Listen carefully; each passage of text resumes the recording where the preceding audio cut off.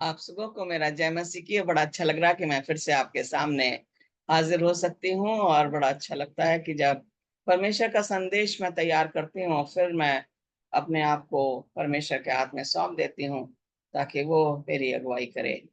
और आज हम संदेश में जाने से पहले प्रार्थना में जाएंगे।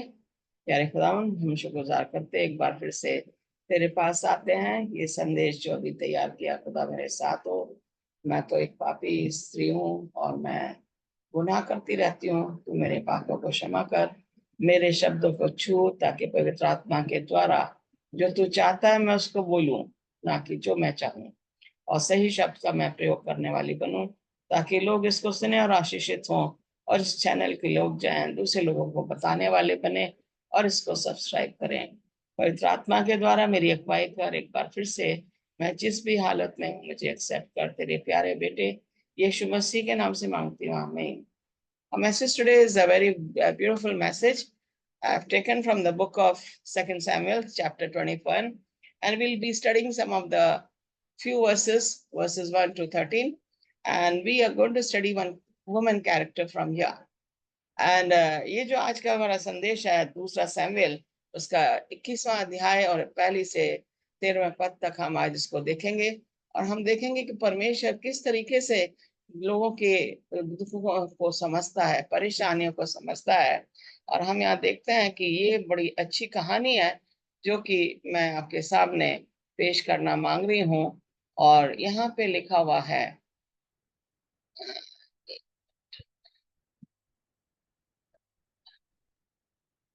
यहाँ पे जो है मैं स्क्रीन शेयर कर रही हूँ। और यहाँ पे हम जाएंगे अपने स्लाइड्स में। और यहाँ पे लिखा हुआ है Rizpah mother who never give up. Rizpah का नाम जो है हम बाइबल में नहीं पाते हैं हर जगह पे। इसका नाम जो है हमने पुराने नियम में हमने देखा है, रिस्पा, जो कि दूसरे सैमुएल और 21वें अध्याय में 1 से 13 में हम देखते हैं कि ये इस तरह की माँ थी। She was the mother who never give up. She was the one who was a lonely woman. She was left all alone and she had no one to sympathize with her. And therefore, we see her, in spite of all the difficulties, she has never given up. This is one lesson that we learned from the life of Rizpah. Another thing is that she had a hope that if nobody is going to help me, it's God who's going to listen to my plight. मेरी जो आशा है वो परमेश्वर में है, ये उसकी आशा थी। कोई भी मेरी नहीं सुनेगा तो परमेश्वर मेरी आवाज को सुनेगा। हम यहाँ देखते हैं कि ये जो कहानी रिस्पा की कहानी है, ये यहोशू के टाइम से शुरू होती है। और यहाँ पे अगर देखा जाए, किंग सॉल जो राजा जो था, पहला राजा जो था इजराइलियों का, he killed all the Gibeonites and Lord, why are we having famine? और जब शाऊल बादशाह ने सारे गिबोनों को मारा तो उनके ऊपर परेशानी आई। जब दाऊद राजा बना तो उसके ऊपर परेशानी आई और 3 साल तक अकाल, there was famine for 3 long years. And King David, he cried before the Lord, why this famine is coming on them. And therefore we see here, uh, the story begins from the time when Joshua was the leader of Israelites after Moses. मूसा के बाद इजराइलियों का जो अगुआ होता है वो यहोशू होता है। यहोशू के समय में जितने भी लोग थे, अमेलेकाइट्स हो गए, गोथाइट्स हो गए, गिबोनाइट्स हो गए, एमोराइट्स हो गए, ये सारे लोग जो हैं इजराइलियों के चारों तो रहते थे और उनसे लड़ने के उसमें रहते थे। जब इन लोगों को पता लगा कि परमेश्वर जो है इजराइलियों के साथ है, these enemies of Israelites, they knew that God is always with Israelites and they are winning the battle through Lord. And therefore, these Gibeonites, they uh, changed their form. They disguised themselves. उन्होंने अपने आप को जो है भेष बदल के यहोशू के सामने आते हैं और उनको जो है उन्होंने जो है पुरानी रोटी रेडी की, और उन्होंने पानी जिसमें जूस रखते थे, दाख रस रखते थे, वो पुराने वाइन स्किन्स लिए, और इस तरीके से जो है उन्होंने अपने कपड़े जो है फटे पुराने कपड़े पहन के वो यहोशू के सामने आके खड़े हो जाते हैं। When they come in the dirty clothes, they come in the torn clothes, and they are coming with the bread, which is all with fungus and mold, and they have the old wine skin, which they were traveling with, and they tried to show uh, Joshua that they have traveled from long distance, and they want Joshua to take care of them. वो चाहते थे कि वो उन्होंने बताया यहोशू को कि वो बहुत दूर से आए हैं, इसलिए उन्होंने अपने भेष को बदला। और यहोशू ने परमेश्वर से नहीं पूछा कि ये जो लोग आए हैं ये मुझे क्या करना चाहिए, और उसने जो है उन्होंने जब इजरायलियों ने कहा कि चलो ये दूर देश से आए हैं और इनको सहायता चाहिए, तो हम इनकी सहायता करेंगे। और यहोशू ने बोला कि तुम लोग जो है लकड़ी काटने का काम करोगे, और ये तंबू में जो हैकल है उसके लिए तुम पानी भरोगे। तो ये काम इनको दिया गया, और ये जब 3 दिन हो जाते हैं उसके बाद यहोशू को पता लगता है कि ये लोग जो हैं ये तो पास के ही लोग हैं। He comes to know after third day that these people are coming from the very close by. They are the enemies of Israelites, but they wanted a covenant with Joshua that they will want to stay with the Israelites, and they do not want to go back to their land. उन्होंने यहोशू से एक वाचा बांधी, यहोशू को बोला हम यहीं रहेंगे, परमेश्वर की सेवा करेंगे, हम कहीं नहीं जाएंगे। और यहोशू ने उनको जो है ये परमिशन दे दी कि वो इजरायलियों के लिए लकड़ी काटेंगे और पानी भरने का काम करेंगे, और तब से वो यहाँ पे रह रहे थे। लेकिन जब शाऊल राजा होता है और शाऊल को जब पता लगता है कि ये गिबेयोनाइट्स जो हैं इजरायली नहीं हैं और यहूदा के लोग नहीं हैं, तो उसने इन गिबेयोनाइट्स को, गिबोनियों को जो है उसने मरवा दिया। जब ऐसा होता है तो वहां पे परमेश्वर ने जो है 3 साल तक, जब दाऊद राजा बना 3 साल तक वहां पे अकाल भेजा। God sent famine for 3 long years when King David became the king. And so we see here, King Saul had, some say she was his wife, some say she was his mistress or concubine, Rizpah. Okay, Rizpah जो थी शाऊल बादशाह की जो थी, वो कुछ कहते हैं कि रानी थी, कुछ कहते हैं वो रानी नहीं थी, उसकी रखैल थी, और उससे जो है शाऊल से उसको 2 बेटे होते हैं। और हम यहाँ पे देखते हैं कि ये जो है जब दाऊद, जब योनातान और शाऊल की मृत्यु होती है, उनको पेड़ पे लटकाया जाता है, और ये जो है ये भी शाऊल के घराने से थी, इसके भी 2 पुत्र थे। आगे हम देखते हैं कि किस तरीके से Saul didn't take part on that fault alone. He acted with the people and in its name as the king of Israel.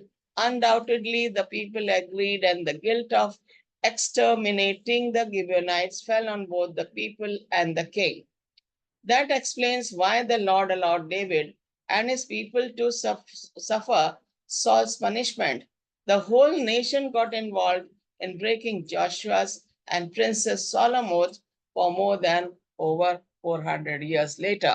400 साल पहले जो यहोशू ने गिबोनियों के साथ जो वाचा बांधी थी, जब शाऊल बादशाह जब बनता है तो उसने इजरायलियों के साथ मिलके इस जाति को पूरा खत्म कर देता है। और जब ये इनको खत्म कर देता है तो ये जो है इन लोगों को जो है एक पनिशमेंट सहन करनी पड़ी। They had to bear the consequences of exterminating the people of Gibeonites. and this fell on the kingdom of Israelites, and David was the king. 400 years old oath was broken by King Saul by killing all the Gibeonites, and therefore God had to punish Israelites through famine. 3 साल का जो अकाल है, परमेश्वर ने इनको सजा दी गिबोनियों को वहां से खत्म करने के लिए। जो वाचा यहोशू ने, जो वायदा गिबोनियों के साथ यहोशू ने किया था, शाऊल ने उसको तोड़ के गिबोनियों को खत्म कर दिया। हम यहाँ देखते हैं कि दाऊद के दिनों में लगातार 3 वर्ष तक अकाल पड़ा, तो दाऊद ने यहोवा से प्रार्थना की। यहोवा ने कहा ये शाऊल और उसके खूनी घराने के कारण हुआ, क्योंकि उसने गिबोनियों को मरवा डाला था। जैसे मैंने बताया, there was a famine in the days of David for 3 years, year after year, and David sought the face of Jehovah. Jehovah said, it is for Saul and for his bloody house, because he put the Gibeonites to death. अब उसने कहा कि उसने जो है गिबोनियों को जो है शाऊल ने मरवा दिया। यहोशू की जो वाचा थी उसको तोड़ के उनको खत्म कर डाला, इसलिए ये अकाल ये इन इसराइलियों के ऊपर आया है। वो शाऊल और उसके खूनी घराने के कारण ये गिबोनियों को जो उन्होंने मरवाया, इसलिए यह अकाल इनके ऊपर आया है। हम यहाँ देखते हैं कि दाऊद ने गिबोनी से कहा, मैं आप लोगों के लिए कृपा क्या कर सकता हूँ, इसराइल के पापों को धोने के लिए मैं क्या कर सकता हूँ, जिससे आप लोग यहोवा के लोगों को आशीर्वाद दे सके। David asked Gibeonites, what shall I do for you? How shall I make amends so that you will bless the Lord's inheritance? ये जो गिबियोनाइट्स जो बच गए थे, the leftover Gibeonites, they wanted justice because Saul had done injustice to them, and therefore now he was asking, King David asked Gibeonites, what shall I do for you? That the punishment that is given to Israelites for their sins, they will be able to, they will be blessed. And so here ये गिबोनियों से पूछ रहा है कि मैं क्या करूं जिससे कि इजरायलियों का जो पाप है वो धुल जाए। हम यहाँ देखते हैं कि गिबोनियों जो हैं, यहाँ पे कहते हैं कि the Gibeonites said to him, we need no silver or gold from Saul or his house, nor should you put to death anyone in Israel for us. Whatever you ask, I will do for you, he replied. And they answered the king, as for the man who consumed us and plotted against us to exterminate us from existing within any border of Israel. Dawood ने उनसे कहा, मैं तुम्हारे लिए क्या कर सकता हूँ। गिमोनी ने दाऊद से कहा, शाऊल ने हमारे विरुद्ध योजनाएं बनाई, उसने हमारे सभी लोगों को जो इस्राएल में बचे हैं नष्ट करने का प्रयत्न किया। हम यहाँ पे देख रहे हैं कि ये यहाँ पे जो है बता रहा है ये कि ये हमें कुछ नहीं चाहिए। Gibeonites are saying, we don't need anything, we don't want you to murder any of Israelites, but they want justice. उसने कहा साउल ने हमारे सारे लोगों के विरुद्ध, इंग्लिश में बोला गया, he got them murdered, okay, and he says he put them to death. Now here King David is trying to do something good for the Gibeonites so that they will not have to suffer the famine. So when we look at here, Gibeonites wanted justice. And what kind of justice they want, that was something that is not beyond the thinking of King David. यहाँ पे 6ठी आयत में लिखा हुआ है, let 7 men of his sons be delivered unto us, and we will hang them up unto the Lord in Gibeah of Saul, whom the Lord did choose. And the king said, I will give them. शाऊल यहोवा का चुना हुआ राजा था, इसलिए उसके 7 पुत्रों को हम लोगों के सामने लाया जाए। तब हम लोग उन्हें शाऊल के गिबा पर्वत पर यहोवा के सामने फांसी चढ़ा देंगे। राजा दाऊद ने कहा, मैं उन पुत्रों को तुम्हें दे दूंगा। हम यहाँ देखते हैं कि ये जो रिस्पा थे, इसके दो बेटे थे, और दाऊद ने इसको, गिबोनियों को प्रॉमिस किया कि शाऊल के घराने से 7 लोगों को वो उनको दे देगा, ताकि वो यहोवा के सामने फांसी चढ़ाए, और ये विपत्ति जो इसराइलियों पे आई है वो उनसे उनको छुटकारा मिल जाएगा। हम यहाँ देख रहे हैं कि किस टाइप का निर्णय दाऊद ने लिया।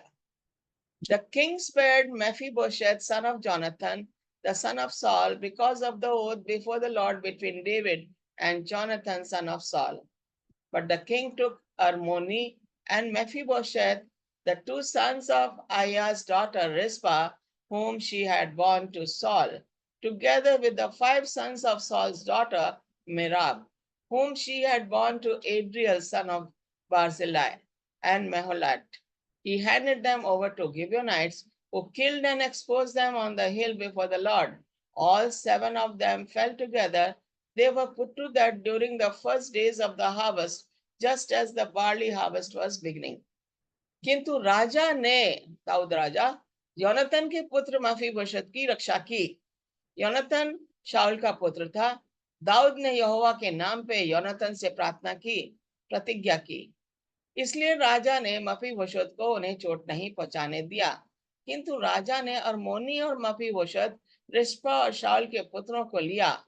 रिस्पा आया की पुत्री थी।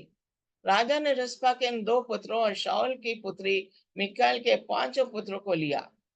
महान नगर का निवासी बर्जले का पुत्र अद्रियल मेराब के सभी 5 पुत्रों का पिता था। दाऊद ने इन 7 पुत्रों को गिबोनी को दे दिया। तब गिबोनी ने इन 7 पुत्रों को यहोवा के सामने गिबा पर्वत पे फांसी दे दी। ये 7 पुत्र एक साथ मरे। वे फसल की कटाई के पहले दिन मार डाले गए। जौ की कटाई आरंभ होने जा रही थी। यहाँ पे हम देखते हैं कि दाऊद ने अपने दोस्त के बेटे योनातन के बेटे को बचा लिया। He saved the son of Jonathan, who was his friend, but he gave away the sons of the concubine of Saul, Rizpah, the 2 sons. Armoni is one of them, and there is another one, Mephibosheth. And then there is a daughter of Saul, her name is Merab, and he gave away 5 of her sons. मेराब के 5 बेटे थे और रिस्पा के 2 बेटे थे। इन 7 को राजा दाऊद ने गिबोनियों के हाथ में कर दिया, और उन्होंने उनको गिबा पर्वत पे फांसी पे चढ़ा दिया और उनको वहीं पे लटके रहने दिया।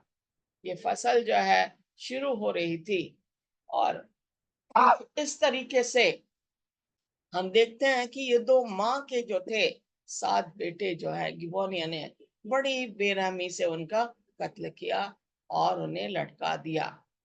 We say what kind of a cruel death these 7 sons, 2 of Rizpah and 5 of Merab, the daughter of King Saul, the grandchildren of King Saul.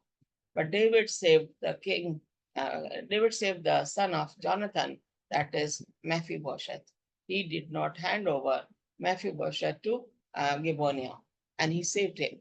Now we see here what kind of a cruel thing these people have done, that poor mothers, they have to suffer.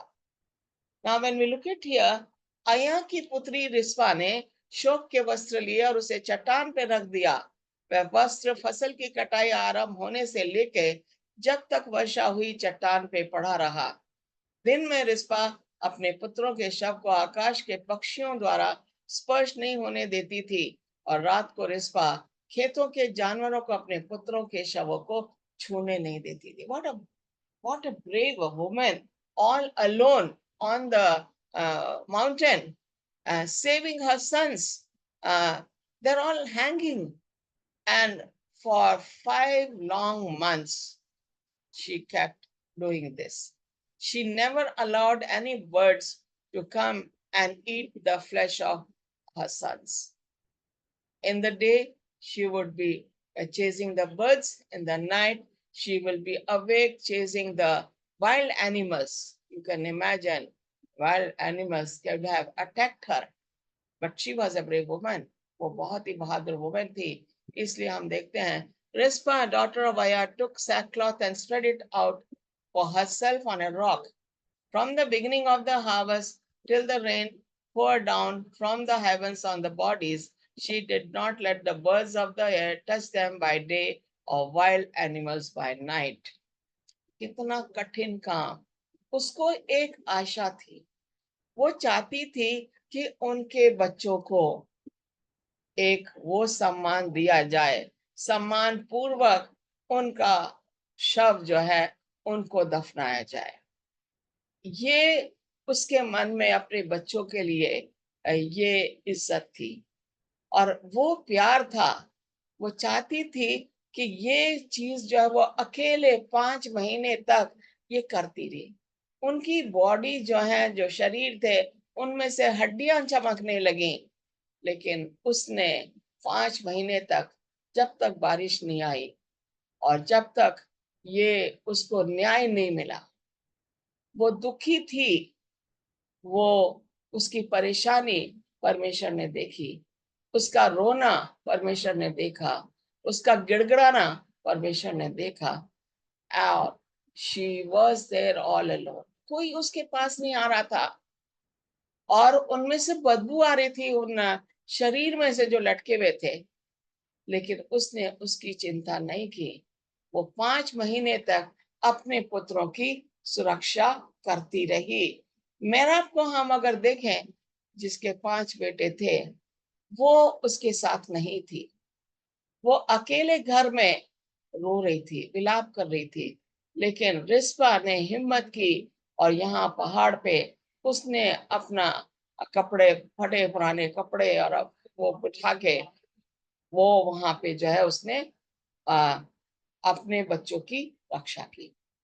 उसको वो सम्मान दिलाना था अपने बच्चों को कि उनको जो दफनाना जो है बड़े इज्जत से किया जाए. यही उसकी एक आशा थी, यही उसका एक प्यार था जो वो चाहती थी कि दाऊद तक ये समाचार पहुंचे. And then Rizpah's example also shows us that it is right to honor. उसको या उसका हक है कि उसके बच्चों को वो इज्जत मिले, सम्मान मिले. She could not prevent her son's death.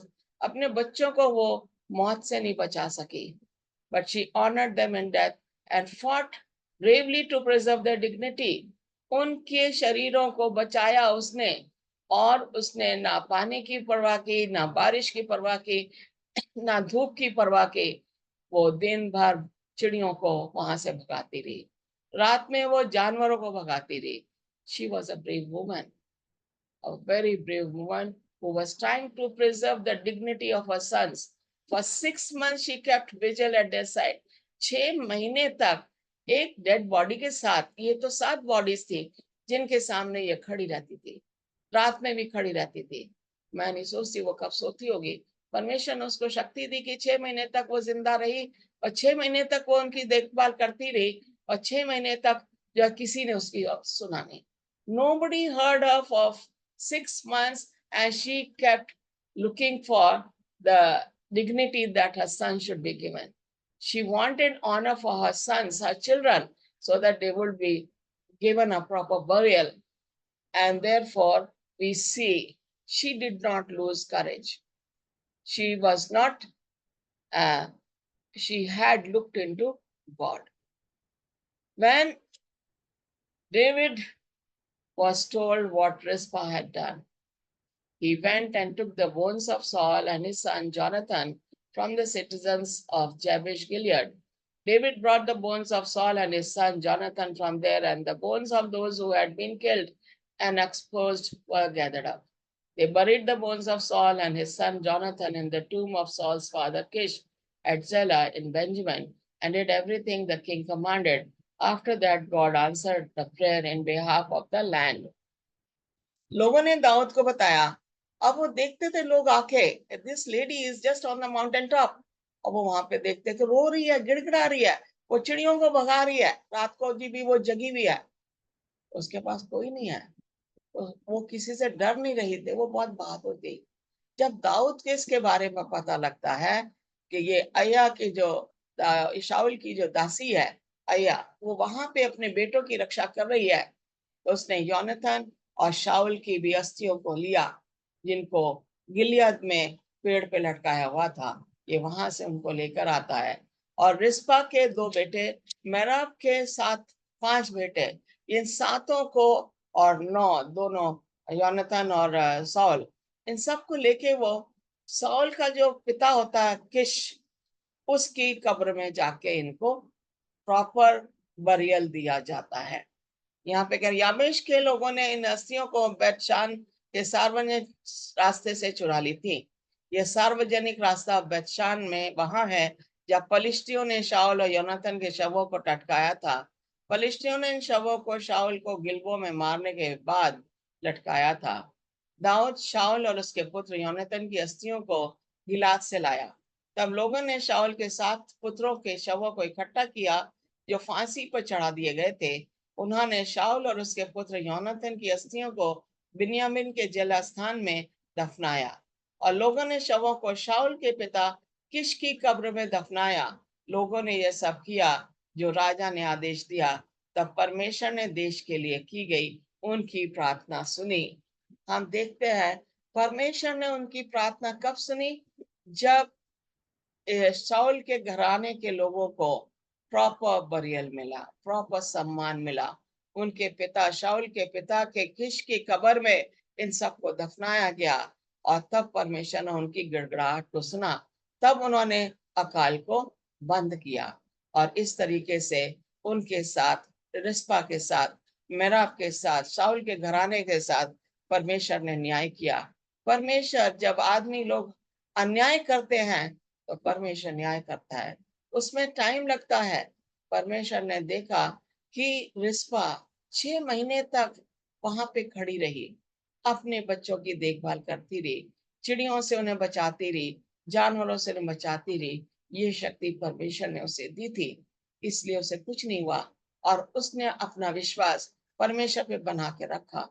उसने परमेश्वर को सम्मान दिया, परमेश्वर की महिमा की, और जब उसके बच्चों को प्रॉपर बरियल मिल जाता है, उसने परमेश्वर की दुहाई दी।